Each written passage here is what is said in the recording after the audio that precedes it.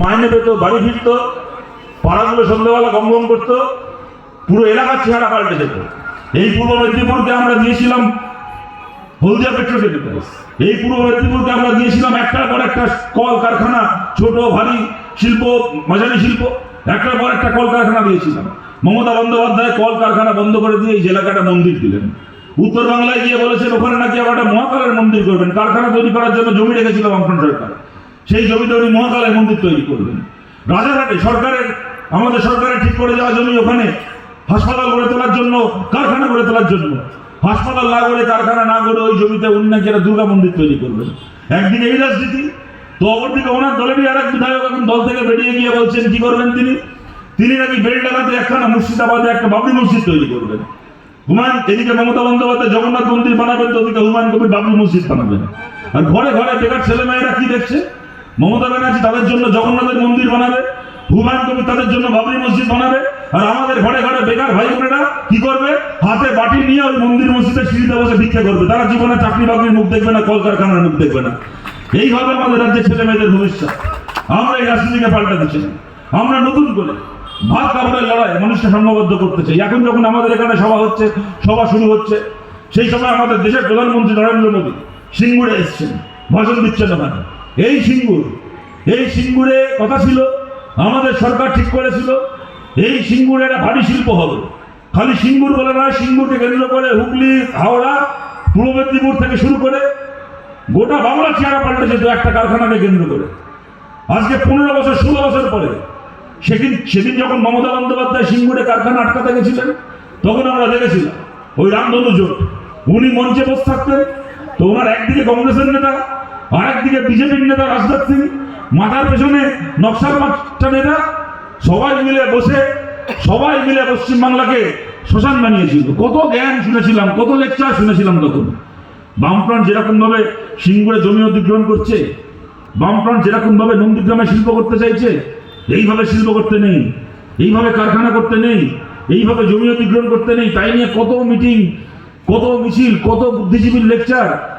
আবার লোকাল বুদ্ধিজীবী দিয়ে হচ্ছে না, আবার ন্যাশনাল বুদ্ধিজীবী নিয়ে এসেছিল দিল্লি থেকে, সব মেধা পাটেকার, অনুরাগ তলওয়ার, সে বিরাট বিরাট বোদ্ধা সমস্ত উড়ে এসে প্লেনে করে উড়ে আসতো। কে প্লেনের টিকিট কেটে দিত? এয়ারপোর্টের বাইরে 10টা 20টা এসি গাড়ি দাঁড়িয়ে থাকতো। এসি গাড়িতে তুলে গোটা পশ্চিমবাংলায় সব গাড়ির কনভয় চলে যেত। জায়গায় জায়গায় যে কৃষককে ভাবা দেন যে বামফ্রন্ট জানে না কিরকম ভাবে শিল্প করতে হয়, বামফ্রন্ট ভুল পথে শিল্প করছে। টিভি চ্যানেলে কত বুদ্ধিজীবীর ভাষণ, খবরের কাগজে কত বুদ্ধিজীবীর কলম লিখছে, আর্টিকেল লিখছে। ওই দিনগুলো আপনাদের মনে আছে, আমাদের মনে আছে, আমরা বলিনি। ভোট হলো, আমরা হেরে গেলাম। আজকে 15 বছর রাজ্যে তৃণমূলের সরকার চলছে, কিরকম ভাবে শিল্প করতে নেই তাই নিয়ে আমাদের কত জ্ঞান দিয়েছিল। ওরা 15 বছর সময় পেল দেখানোর কিভাবে শিল্প করতে হয়। বলুন, 15 বছরে একটা নেল পলিশের কারখানা, একটা সেফটি পিনের কারখানা করে দেখাতে পারলো মমতা ব্যানার্জি যে এইভাবে শিল্পটা করতে হয়? আমরা তো করেছিলাম একটা হলদিয়া পেট্রোকেমিক্যালস, আপনি পারলেন একটা রকম বানাতে। আমরা তো বানিয়েছিলাম বক্রেশ্বর, আপনি পারলেন একটা বক্রেশ্বর তৈরি করতে। আমরা তো এনেছিলাম রঘুনাথপুরে ডিভিসি, আপনি পারলেন একটা বড় ডিভিসি প্রজেক্ট করতে পশ্চিমবাংলায়। আমরা তো করেছিলাম সল্টলেক সেক্টর 5, আপনি পারলেন গত 15 বছরে একটা সেক্টর 6, সেক্টর 7, সেক্টর 8 তৈরি করতে। মাঝখান থেকে মুখ্যমন্ত্রীর ছবি দেখি আমরা 34 বছর আমরা সরকার চালিয়েছি। গর্ব করে বলতে পারি জীবনে কোনোদিন পশ্চিমবঙ্গ সরকারের একটা হোর্ডিংয়ে, একটা পোস্টারে, একটা সরকারি প্রকল্পের একটা বিজ্ঞাপনেও কোনোদিন জ্যোতি বসু, বুদ্ধদেব ভট্টাচার্যের ছবি একটা পয়সা দিয়ে বামফ্রন্ট সরকার কোনোদিন ছাপায়নি। আর এখন গোটা বাংলার ঢেকে গেছে মমতা ব্যানার্জির ছবিতে। কি না ছবি দেখিও না আমরা। রবীন্দ্রনাথ ঠাকুরের জন্মদিন, তো দেখি রবীন্দ্রনাথের পাশে মমতা ব্যানার্জি। নজরুল ইসলামের জন্মদিন, নজরুল ইসলামের পাশে মমতা ব্যানার্জি। কলকাতায় ফিল্ম ফেস্টিভ্যাল হচ্ছে, সত্যজিৎ রায়ের পাশে মমতা ব্যানার্জি। এমনকি দেখি ডেঙ্গু ম্যালেরিয়া বাড়লে পুরসভা থেকে, পঞ্চায়েত থেকে হোর্ডিং করে, যে হোর্ডিং এ দেখি মশা হচ্ছে, মশার পাশে মমতা ব্যানার্জি। কোথায় নেই, কিন্তু হাতে একটা কাঁচি নিয়ে ফিতে কেটে বাংলা একটা নতুন কারখানা উদ্বোধন করছেন মমতা ব্যানার্জি। বলুন, গত 15 বছরে এরকম একটা ছবি কোন খবরের কাগজে, কোন টিভি চ্যানেলে, কোন সরকারি হোর্ডিং এ দেখেছেন মমতা ব্যানার্জির একটা কারখানা উদ্বোধন করার ছবি? আজকে মোদী সিঙ্গুরে ভাষণ দিচ্ছে, বিজেপির লোকেরা বলছে আমরা জিতলে সিঙ্গুরে কারখানা ফিরিয়ে আনবো। আরে তোমরা জিতলে কি ফিরিয়ে আনবে না আনবে? 7 মণ তেলও পুড়বে না বাংলায়, রাধাও নাচবে না। জীবনে বিজেপি সরকারও হবে না, বিজেপিকে কারখানাও করতে হবে না, সেটা অন্য কথা। তোমরা জিতলে কি আনবে না আনবে তো পরের কথা। আগে বলো সিঙ্গুর থেকে কারখানাটা গেল কেন? একা মমতা ব্যানার্জির জন্য? আমরা ভুলে গেছি সেই দিনগুলো। বিজেপির নেতা রাজনাথ সিং দিল্লি থেকে উড়ে আসতো বান্ডিল বান্ডিল টাকা নিয়ে মমতা ব্যানার্জির ধর্ণা মঞ্চে। পশ্চিমবাংলায় বিজেপির সভাপতি ছিল তথাগত রায়। মমতা ব্যানার্জির ছায়াকে, মমতা ব্যানার্জির অত কাছে দেখতাম না, তথাগত রায়কে যত কাছে দেখতাম। মমতা ব্যানার্জির পাশে বসে থাকতো তথাগত রায়। এমনকি লকেট চ্যাটার্জি এখন রাজ্যে বিজেপির নেত্রী, তখন তৃণমূল করতেন। মমতা ব্যানার্জির সঙ্গে ঘুরে বেড়াতো এই লকেট চ্যাটার্জি সিঙ্গুরে কারখানা আটকানো, নন্দীগ্রামে কারখানা আটকানোর সময়। আর আমরা ভুলে গেছি সেই দিনগুলো। যে কারখানার এখানে হওয়ার কথা ছিল, বুদ্ধদেব ভট্টাচার্য দেশের বড় বড় রাজ্যের সঙ্গে লড়াই করে মহারাষ্ট্র, গুজরাটের মতো বড় বড়, তামিলনাড়ুর মতো বড় বড় রাজ্যের সঙ্গে প্রতিযোগিতা করে একটার পর একটা বৈঠক করে নানা রকম ভাবে রাজি করিয়ে যে শিল্পকে পশ্চিমবাংলা আনতে চেয়েছিল, গুজরাটের ব্যবসাদাররা, গুজরাটের বড় বড় শিল্প গোষ্ঠী, মোদী তখন গুজরাটের মুখ্যমন্ত্রী, এই মোদী তখন ঘুর পথে, এই মোদী মমতা ব্যানার্জির এই অনশনের নাটককে আর এই আন্দোলনের নাটকবাজিকে স্পন্সর করার জন্য এই গুজরাটের মুখ্যমন্ত্রী নরেন্দ্র মোদী বান্ডিল বান্ডিল টাকা পাঠাতো সেই সময় সিঙ্গুরে, নন্দীগ্রামে, জঙ্গলমহলে বান্ডিল বান্ডিল টাকা, গুজরাটি ব্যবসাদারদের টাকা। আর ওই টাকা খাইয়ে খবরের কাগজ কিনে, ওই টাকা খাইয়ে টিভি চ্যানেল কিনে, ওই টাকা খাইয়ে একটার পর একটা বুদ্ধিজীবীকে ভাড়া করে পুষে পশ্চিমবাংলা থেকে যে কারখানাকে, সিঙ্গুর থেকে যে কারখানাকে তাড়ানো হয়েছিল, সেই কারখানা চলে গেছিল মোদীর রাজ্য গুজরাটে, সানন্দে। মোদী সেই সময় পেছন থেকে টাকা খাইয়ে, পেছন থেকে ফাইন্যান্স করে, স্পন্সর করে সিঙ্গুর থেকে কারখানাকে নিয়ে গেছিল নিজের রাজ্যে উন্নয়ন করবে বলে। আর সেই মোদী এখন প্রধানমন্ত্রী ফিরে এসে বলছে ওরা নাকি সিঙ্গুরে কারখানা তৈরি করবে। প্রধানমন্ত্রীকে জিজ্ঞেস করছে আপনি সভা করতে এসছেন এখানে? আপনি দেশের প্রধানমন্ত্রী, আপনারা দলের নেতা, সভা করতে আসবেন, নিজের দলকে ভালো বলবেন, লোকের ভোট চাইবেন, এর মধ্যে কোনো অন্যায় নেই। কিন্তু আপনি খালি বিরোধীদেরকে ভোট গালাগাল দিয়ে ভোট চাইবেন। আরে গালাগাল তো দেবো আজকে আমরা বিরোধী, আমাদের কোনো ক্ষমতা নেই। সরকারের সমালোচনা করে ভোটটা চাইবো আমরা? আপনি দেশের প্রধানমন্ত্রী, বাংলা আপনার এতগুলো এমএলএ। কদিন আগে অব্দি 19 জন এমপি ছিল, 18 জন এমপি ছিল, আজকে 12 জন এমপি। বাংলা থেকে আপনার কেন্দ্রীয় মন্ত্রী আছে। কি দিলেন আপনি বাংলাকে? প্রধানমন্ত্রী হয়ে গত 11 বছরে কি দিয়েছেন বাংলাকে? মোদীর ক্ষমতা থাকলে মোদী এখানে দাঁড়িয়ে অন্যকে গালাগাল দেবে, আমাদের গালাগাল দেবে, তৃণমূলকে গালাগাল দেবে, কংগ্রেসকে, রাহুল গান্ধীকে গালাগাল দেবে, সব বুঝলাম। কিন্তু ক্ষমতা থাকলে আমাদেরকে 1 ঘন্টা গালাগাল দিয়ে 5 মিনিট বলুক এই পশ্চিমবাংলাকে গত 11 বছরে একটা কেন্দ্রের সরকারের ভারী শিল্প দিয়েছে, একটা নতুন ড্যাম দিয়েছে পশ্চিমবাংলার এতগুলো নদীতে, একটা নতুন ড্যাম। আজকে হলদিয়া বন্দরের কি অবস্থা? এই পশ্চিমবাংলাকে গত 11 বছরে একটা নতুন, আপনি কেন্দ্রের ভারী শিল্প ছেড়ে দিন, একটা কেন্দ্রীয় বিশ্ববিদ্যালয়, একটা কেন্দ্রীয় স্কুল, একটা মডেল স্কুল, একটা কোনো কেন্দ্রীয় সরকারের টাকায় নতুন একটা হাইওয়ে, জাতীয় সড়ক, যে জাতীয় সড়কগুলো ছিল সেগুলোতে এখানে মেরামতি করেছে, ওখানে রিপেয়ারিং করেছে, এখানে রং করেছে, সেটা অন্য কথা। নতুন একটা পশ্চিমবাংলায় নতুন একটা জাতীয় সড়ক কেউ বলতে পারবে গত 11 বছরে দিয়েছে? কি দিল বাংলাকে গত 11 বছরে? এতগুলো এমএলএ রয়েছে। শুভেন্দু অধিকারী রাজ্যের বিরোধী দল নেতা, এই জেলা থেকে জিতে গেছে। একসময় তৃণমূল করত, আজকে বিজেপির নেতা হচ্ছে। অন্যকে গালাগাল দেওয়া, ব্যঙ্গ করা, বিদ্রুপ করা সব ঠিক আছে, সেটা একটা বিরোধী নেতার কাজ। কিন্তু ক্ষমতা আছে বলার দাঁড়িয়ে যে হ্যাঁ আমাদের সরকার কেন্দ্রে আছে, পশ্চিমবাংলাকে আমরা কেন্দ্রের সরকারের পক্ষ থেকে এইটা দিয়েছি, আগামী দিনে আরো বেশি করে সুযোগ পেলে আরো এইটা করবো। তার বদলে কি? ধর্মের নামে লোক খেপিয়ে ভাবছে একটার পর একটা ভোট করবে। আরে বলুন তো এগুলো ধর্ম হচ্ছে? আজ গোটা বাংলায় ধর্মের নামে যে সার্কাস দেখছি, এগুলো ধর্ম হচ্ছে না, এগুলো ঠেকসামি হচ্ছে? বলুন তো। একদিকে আছে মমতা ব্যানার্জি, খেয়ে কাজ নেই, ঈদের দিন সকালবেলা চলে যাবেন রেড রোডে নামাজের মঞ্চে উঠে, পারেন না নামাজ পড়তে, তাও নামাজ পড়ার ঢং করবেন, মাথায় কাপড় জড়িয়ে ভাষণ দেবেন, হাতে মাইক নিয়ে নামাজের মঞ্চকে পাটিবাজির মঞ্চ বানাবে, হাতে মাইক নিয়ে এ মাথা থেকে মাথা ঘুরবে, আর একটা সাধারণ কথার মধ্যে 5 বার ইনশাআল্লাহ বলবে। আমি বিশ্বাস করুন জীবনে অনেক মৌলভী সাহেবকে দেখেছি, অনেক মৌলানা, অনেক হাজি সাহেবকে দেখেছি, অনেক ধার্মিক মুসলমান মানুষকে দেখেছি। আমি জীবনে কখনো কাউকে দেখিনি সাধারণ একটা কথা বলার সময় 5 বার জোর করে ইনশাআল্লাহ বলতে। মমতা ব্যানার্জি কেন বলেন? ও মনে মনে হিসাব করা আছে, মঞ্চে দাঁড়িয়ে একবার করে ইনশাল্লাহ বলে আর মনে মনে হিসাব করে, এই যে আমি একবার ইনশাল্লাহ বললাম আমার 5টা মুসলিম ভোট বাড়লো তো। এটা রাজনীতি না ছেঁচড়ামি বলুন তো এইগুলো? আর অন্যদিকে আছে শুভেন্দু অধিকারী, লোকে চাকরি বাকরি পাল্টায়, লোকে ব্যবসা পাল্টায়, এ দল পাল্টেছে। কোনদিন চাকরি পাল্টালে কারো ধর্ম পাল্টে যায় শুনেছেন? এই যে কদিন তৃণমূল করতো এর থেকে বড় মুসলমান কেউ ছিল না। টিপু সুলতান মসজিদের ইমাম সাহেবের সঙ্গে বসে ওখানে নামাজ পড়তো, তারপর শাহাবুদ্দিন বলে কে আছে ওর পাড়ায়, তার বাড়িতে গিয়ে নাকি 3 বাটি গরুর মাংস খেত। আপনারাই দেখেছেন, ওর বন্ধুরাই বলে। যখন তৃণমূল করতো টিপু সুলতান মসজিদের সঙ্গে ইমামের সাথে নামাজ পড়ে 3 বাটি গরুর মাংস খেত। এখন সে বিজেপিতে হয়ে চলে গিয়ে হয়ে গেছে সনাতন। এখন গলায় গামছা নিয়ে বলে, এখন গলায় গেরুয়া পরে বলে আমি রামনবমীর মিছিল করবো, কপালে তিলক কেটে হরে রাম হরে কৃষ্ণ করে। সে আবার লোককে আবার কে দেশপ্রেমী কে দেশপ্রেমী সার্টিফিকেট দেয়। পেহেলগামে জঙ্গি হামলা হয়েছে, আমাদের 26 জন ভারতবাসী মারা গেছে।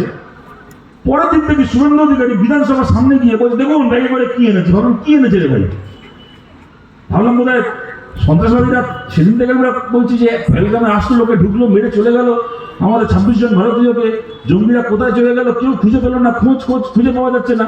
হঠাৎ শুভেন্দু অধিকারী বিধানসভার বাইরে বলছে এ দেখুন ব্যাগে করে কি নিয়ে আসছে। কি ব্যাগে করে জঙ্গিগুলোকে ধরে এনেছে নাকি? আমার ব্যাগ থেকে বোধহয় জঙ্গিগুলো বেরোবে। ও মা, দেখি পাকিস্তানের পতাকা বার করছে, 1 2 3 4 করে গুনতে 26টা পতাকা। ব্যাগ থেকে 26খানা পতাকা বার করেছে পাকিস্তানের, করে বলছে পাকিস্তানকে জব্দ করবো। কি জব্দ করবো?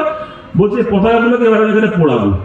চিন্তা করুন কত বড় ভার হতে পারে একটা লোক। ওরা আমাদের 26টা মানুষকে মেরে গেল, ওই 26টা ন্যাকড়া পড়াবে, তাহলে নাকি পাকিস্তান জব্দ হয়ে যাবে। আমি আপনাদেরকে বলছি, দেখুন আমার 39 বছর বয়স হলো, এখানে আপনারা অনেক আছেন, আপনাদের বয়স আমার থেকে বেশি দিন দেখছেন। কোনোদিন ভারতের কোনো বাজারে পাকিস্তানের পতাকা বিক্রি হতে দেখেছেন?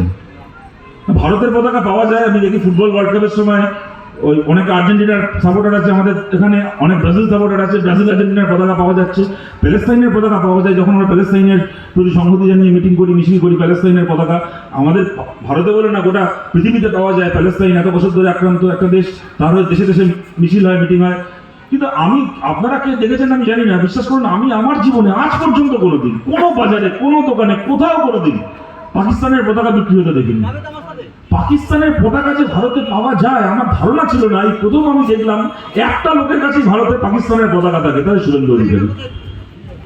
তার ব্যাগ থেকে 26টা পতাকা বেরোচ্ছে। সে আবার পতাকা পুড়িয়ে আমাদেরকে বলছে ও দেশপ্রেমী, আমরা দেশদ্রোহী। মানে আপনাদের বলছি এই শুভেন্দু আমাদেরকে কি দেশপ্রেম আর কি পতাকা শেখাবে। এই শুভেন্দু অধিকারীর হাতে একটা সময় ছিল কংগ্রেসের পতাকা, তৃণমূল থেকে ভালো অফার করলো, ভালো মাল করে দিল, কংগ্রেসের পতাকা বেছে দিয়ে হাতে তৃণমূলের পতাকা তুলে নিল। তারপর বিজেপি থেকে ভালো মাল করে দিল, ও তখন হাতে তৃণমূলের পতাকাটাকে ফেলে দিয়ে বিজেপির পতাকা তুলে নিল। এই শুভেন্দুর হাতে আজকে আছে ভারতের পতাকা, কালকে যদি পাকিস্তান থেকে ভালো মাল করে দেয় এ ভারতের পতাকা ফেলে দিয়ে কালকে পাকিস্তানের পতাকা তুলে নেবে। আমরা যারা কমিউনিস্ট পার্টি করি আমরা কোনোদিন আমাদের হাতের লাল ঝান্ডা বিক্রি করিনি, আমরা কখনো ভারতের তেরঙ্গা পতাকাও বিক্রি করবো না। যে পতাকার জন্য লড়াই করেছে আমাদের দেশে আমাদের আগের প্রজন্ম, সেই পতাকার জন্য আমরা জীবন দিতে পারি। এই শুভেন্দুর মতো 420দের কাছ থেকে আমাদেরকে দেশপ্রেম শিখতে হবে না। কিন্তু এই রাজনীতি আমাদেরকে কি দিচ্ছে বলুন তো? আজকে বিজেপি যখন পশ্চিমবাংলায় 14-15 সালের পর থেকে কেউ বাংলায় বিজেপির নাম শোনেনি, মমতা ব্যানার্জি এই রাজনীতি শুরু করলেন পশ্চিমবাংলায়, মেরে মেরে বামপন্থীদেরকে শেষ করলেন, কংগ্রেসকে শেষ করলেন।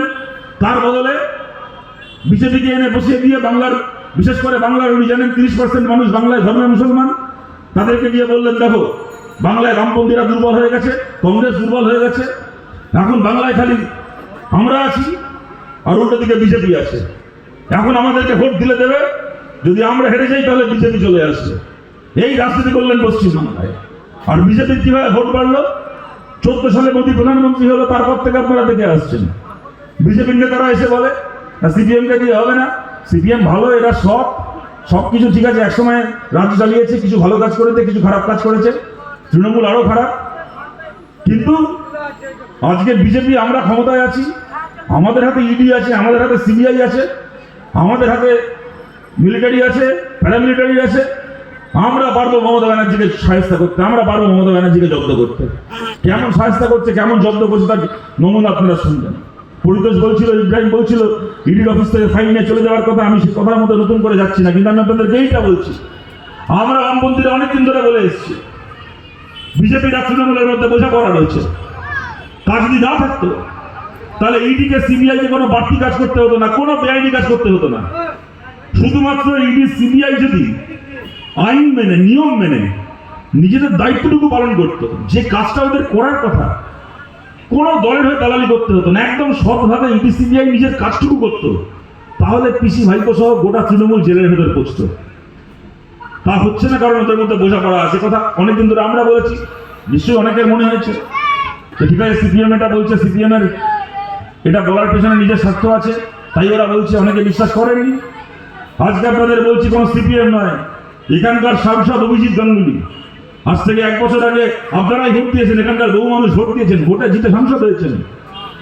অভিজিৎ গাঙ্গুলি তার আগে যখন বিচারপতি ছিলেন আমরা দেখেছিলাম বিচারপতির চেয়ারে বসে উনি অন্ততপক্ষে চেষ্টা করেছিলেন তৃণমূল কংগ্রেসের চুরি দুর্নীতির বিরুদ্ধে একটা ব্যবস্থা নেওয়ার।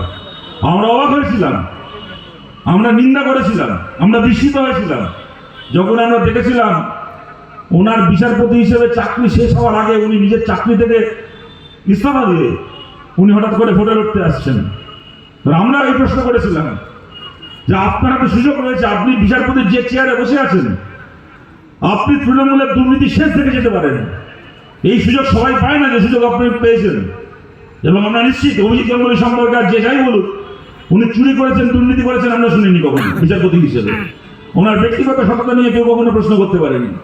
তা আপনি নিজে সৎ মানুষ, আপনার সঙ্গে রাজনৈতিক ব্যাপারে আমাদের দুটো চিন্তা ভাবনা না মিলতে পারে, কিন্তু আপনি নিজে সৎ মানুষ। আমাদের দেশের বিচারপতির কি ক্ষমতা আমরা সবাই জানি, তাকে প্রধানমন্ত্রী, মুখ্যমন্ত্রী সবাই ভয় পায়। বিচারকের চেয়ার আমাদের দেশে এত শক্তিশালী চেয়ার, আপনার সেই ক্ষমতা রয়েছে। আপনি তৃণমূলের শেষ না দেখে কেন এটা করছেন? কিন্তু ওনার তখন মনে হয়েছিল বিচারপতির চেয়ারে বসে বোধহয় যে কাজ যতদূর উনি করতে পারবেন, তৃণমূলের বিরুদ্ধে ব্যবস্থা নিতে পারবেন। উনি বলেছিলেন ইন্টারভিউ দিয়ে, সত্যি বলেছিলেন মিথ্যে বলেছিলেন জানি না, সত্যি উনি তৃণমূলের বিরুদ্ধে ব্যবস্থা নেবেন বলে রাজনীতিতে এসেছিলেন, নাকি কয়েক মাস পরে রিটায়ারমেন্ট হয়ে যাবে তারপরে কি করবো, তার বদলে এখন এমপি হয়ে যায় তাহলে আরো কয়েক বছর সরকারি মাইনে পাবো, কি জন্য এসেছিলেন জানি না। কিন্তু উনি রাজনীতিতে এলেন, জিতলেন, শাসক দলের এমপি, একদম প্রধানমন্ত্রী সভা থেকে বিজেপি জয়েন করলেন, প্রধানমন্ত্রীর মিটিং থেকে। এই মেদিনীপুরের বুকে আপনাদের মনে আছে, প্রধানমন্ত্রীর মিটিং থেকে বিজেপি জয়েন করলেন, তিনি এমপি হলেন। সেই অভিজিৎ গাঙ্গুলি এখানকার এমপি এখন বাড়িতে সাংবাদিকদেরকে ডেকে ইন্টারভিউ দিয়ে বলছেন তৃণমূল আর বিজেপির বোঝাপড়া আছে। খালি তাই নয়, এও বলছেন যে তৃণমূলের নেত্রীর সঙ্গে, মুখ্যমন্ত্রীর সঙ্গে কেন্দ্রের সরকারের যারা সর্বোচ্চ জায়গায় রয়েছে তাদের একটা বোঝাপড়া রয়েছে। এটা আমার কথা না, অভিজিৎ গাঙ্গুলির কথা, আপনারা সবাই শুনেছেন। অভিজিৎ গাঙ্গুলি সহ বিজেপি সাধারণ কর্মী সমর্থকদেরকেও বলছি যারা এর আগে বিজেপিকে ভোট দিয়েছেন, আপনাদের বিরুদ্ধে আমাদের লড়াই নয়। যেমন তৃণমূলের কোনো সাধারণ কর্মীর বিরুদ্ধে আমাদের লড়াই নয়, আমাদের লড়াই তৃণমূলের কতগুলো চোর নেতার বিরুদ্ধে।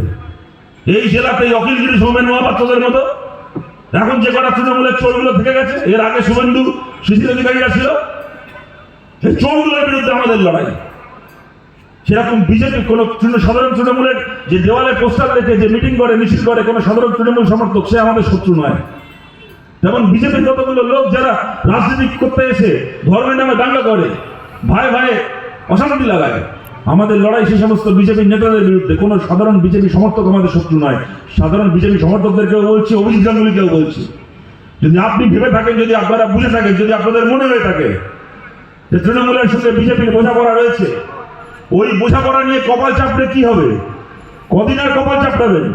আপনি অভিজিৎ গাঙ্গুলি, আপনি এমপি, আপনি এর আগে জজ ছিলেন, আপনি বড় মানুষ, আপনি হাইফাই লোক, আপনি বাড়িতে ডাকলে সাংবাদিক চলে যায়, আপনার ইন্টারভিউ নেয়, আপনি অন্ততপক্ষে নিজের মনের দুঃখটা প্রকাশ করতে পারেন। আর বুথে বুথে যে বিজেপি সাধারণ কর্মী আছে, 2021-এর আগে বিজেপি নেতাদের কথা শুনে যারা দেওয়াল লিখেছিল, যারা পোস্টার লিখেছিল, বিধানসভা ভোট হয়ে গেল, যার বাড়িতে হামলা করলো তৃণমূল, যার বাড়িতে আগুন লাগালো, যার জমি দখল করলো, যার ছেলে মেয়েকে আক্রমণ করলো, আর সেই বিজেপির কর্মী দেখছে ভোটের পরে যখন মার খাচ্ছে তখন কোনো নেতাকে ফোন করলে নেতা ফোন ধরছে না, এদিকে টিভি চালিয়ে দেখছি আমার নেতা দিলীপ ঘোষ ভোটের আগে বলেছিল কোনো চিন্তা নেই, লড়ো তৃণমূলের সঙ্গে, মমতা ব্যানার্জিকে বুঝে নাও আমি আছি।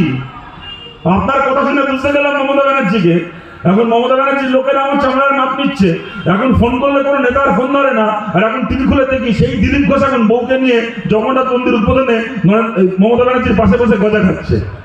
সেই বিজেপি কর্মীকেও বলছি, সেই বিজেপি সাধারণ সমর্থককেও বলছি, আপনি আমাদের শত্রু নন। যে যন্ত্রণা আপনার বুকে আছে সেই যন্ত্রণা আমাদের বুকেও আছে।